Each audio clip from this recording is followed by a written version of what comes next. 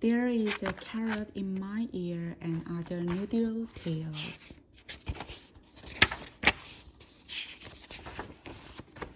Forward. A noodle is a silly person. This book is about a family of noodles and the silly things they say and do. They are Mr. and Mrs. Brown and Sam and Jane and Grandpa. 1. The Browns take the day off. It was a hot day, so Mr. Brown took his family to the swimming pool. Sam and Jane jumped right in. They raced all the way to the other end of the pool. Then they raced back. Grandpa jumped in. Then he jumped up and down. Each time he came down, he called up, "Boo!" Mr. Brown bounced up and down on the diving board. Mrs. Brown sat in the sun and turned bright red. "It is a very nice year today," said Jane. "It will be even nicer on Tuesday," said the man with the broom. "Why?" asked Sam. "Why?" asked Grandpa. "Why?" asked Mr. Brown. "Why?" asked Mrs. Brown. "On Tuesday," said the man with the broom, "there will be water in the pool." 2. Sam and Jane go camping. Sam and Jane were camping out. When it got dark, they made a big fire and told stories. "This is a story about Bill the ghost dog," said Jane. "It is a very scary story." "I hope so," said Sam. "Once upon a time," said Jane, "there was a big white dog named Bill.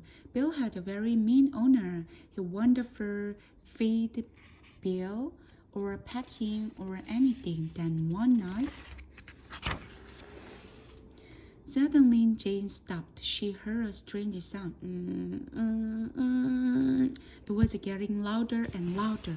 "Ouch!" cried Sam. "Something bit me!" "Ouch!" yelled Jane. "Something bit me too!" "It's a bunch of mosquitoes!" yelled Sam. They jumped up and down and ran around and waved their arms, but the mosquitoes would not go away. "Let's put out the fire," whispered Sam. "They'll never find us in the dark." They put out the fire and sat down on a rock. A mosquito flew by, then disappeared. It was so quiet as a graveyard. "They are gone," whispered Jane. "I think so," whispered Sam. Then some fireflies flew by. "Oh no," Sam groaned. "They are back, and now they are looking for us with the flashlights." 3. Mr. Brown washes his underwear. On Saturday, Mr. Brown washed his dirty clothes. He washed his socks, his shirts, and his underwear. Then he hung them up to dry in the backyard. He hung the underwear in the apple tree. When the wind blew, the underwear waved its arms and kicked its leg. It looked like a dancing ghost. After supper that night, Mrs. Brown looked out the window. "There is a man in the apple tree," she told Mr. Brown. "Don't worry," he said. "I will scare him away." Mr. Brown went into the yard. He called out, "Who are you? What do you want?" Nobody answered. He called out again, "Who are you? What do you want?" Again, nobody answered. Mr. Brown got angry. "You are very rude not to answer me," he shouted, but still there was no answer. So Mr. Brown picked a ripe tomato and he threw it at the man in the tree. Then he threw another and another and another. "That will show you," he shouted.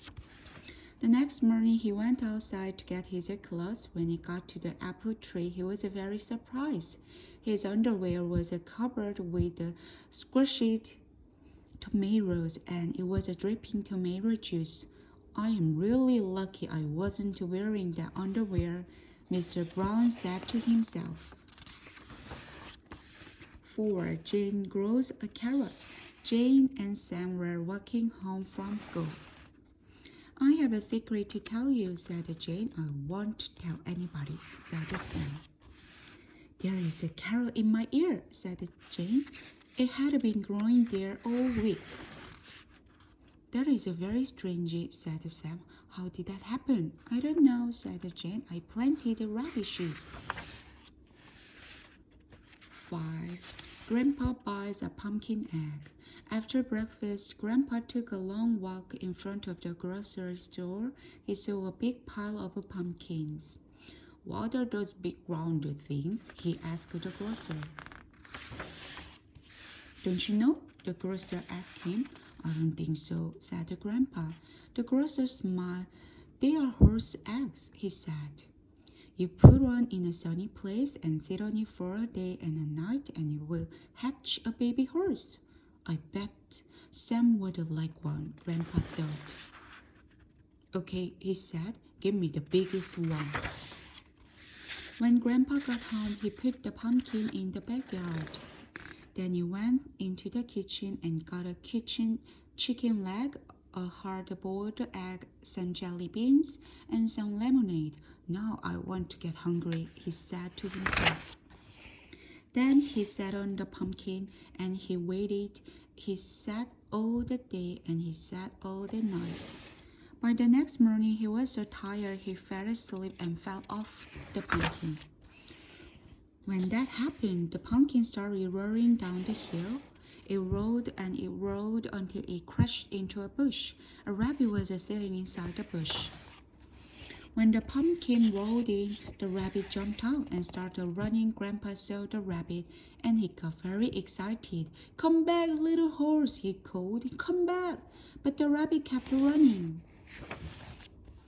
Grandpa went to see the grocer again. I want my money back, he said. Why? Asked the grocer.